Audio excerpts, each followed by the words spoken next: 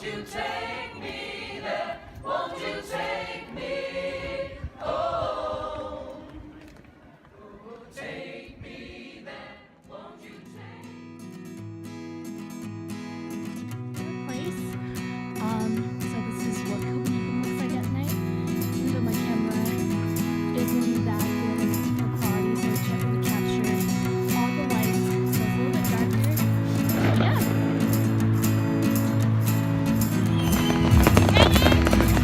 Happy New Year 2017! Hi, so that was a few clips from my abroad experience in Copenhagen, Denmark. And if you didn't know and haven't read my username, my name is Taylor, and I recently studied abroad in Copenhagen, Denmark this past academic year of 2016 to 2017. I am a student from the University of California, Santa Barbara, and so I went abroad with UCEAP. This video is to dedicate to the Gilman Scholarship, a scholarship organization that made my study abroad experience possible. So first off, why I'm raising awareness about the Gilman Scholarship this way is because I thought this is a more fun and engaging way for you or for my audience to have when watching, since you'll be able to see different clips of me traveling, biking in Copenhagen, taking the train somewhere in Europe. So I thought this was a more exciting way for me to tell you about the scholarship. And also I want to get you all excited about international education, because it is something that you definitely do not want to miss if you have the opportunity to do it in college. So if you haven't heard of the Gilman Scholarship already, its full name is the Benjamin A. Gilman International Scholarship Program, and it's a program funded by the U.S. Department of State's Bureau of Educational and Cultural Affairs. And there are 5 basic requirements that you have to meet to be eligible for the scholarship. So an applicant must 1. be a citizen of the United States, and 2. be an undergraduate student in good standing, 3. receive federal Pell Grant or can provide proof that he or she will be receiving that during the term of the study abroad program. 4 is to be in the process of applying or have already been accepted to a study abroad or internship program, and it is at least 2 weeks for community college and 3 weeks for students in 4 years institutions. And 5, the country of your interest must not fall under the travel warning list issued by the U.S. Department of State. And you can find out more about the travel warning list through the link that I will post right below, and it will lead you right to the Gilman Scholarship website.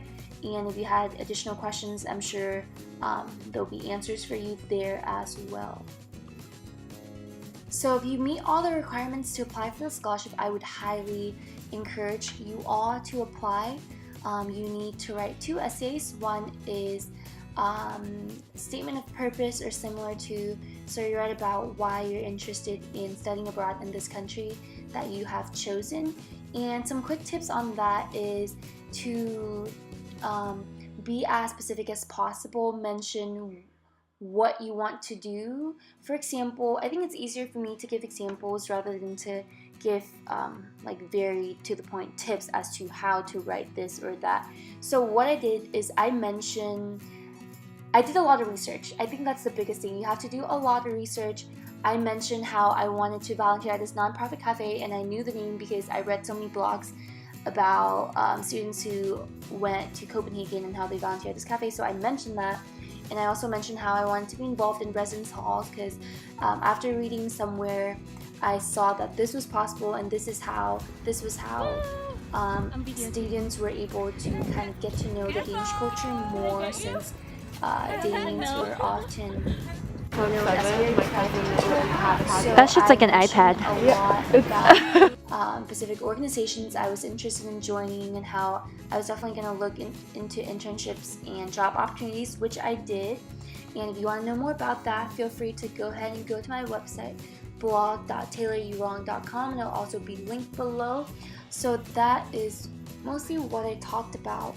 And another big tip, other than being really precise and doing your research on the country, on the chosen country, is that mention how going there, going to your chosen country could help you with your future career, could help you with your major classes, etc. How the classes offered, for example, in Copenhagen, may not be offered in UC Santa Barbara, and how taking this specific course could really help you in the future. So in my scenario, I did a lot of research on Denmark, and I found out that it was ranked one of the happiest nations in the world, and it had a really good work-life balance, and I just really wanted to understand how that is so, especially at that time I wanted to pursue a career in college counseling.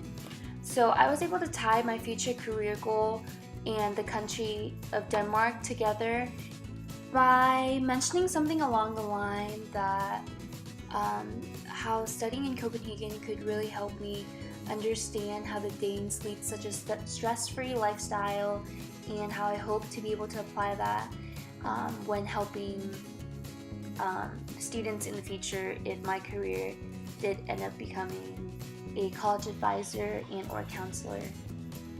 So that's what I meant by tying your future career to the country of your interest, and I hope you're able to do that in your essays. So the second part of the essay asks you to come up with a project that will help spread the words about international education and the Gilman Scholarship. And don't let this scare you off, because it could be very simple, from writing blog posts, giving a presentation in front of your organization, going to your local high school, helping out at the study abroad office at your university. So it can be really simple, and so feel free to get creative on that, because I also think that plays a big role in whether or not you receive the scholarship. So that will be it about the Gilman Scholarship and the essay tips I had for you all.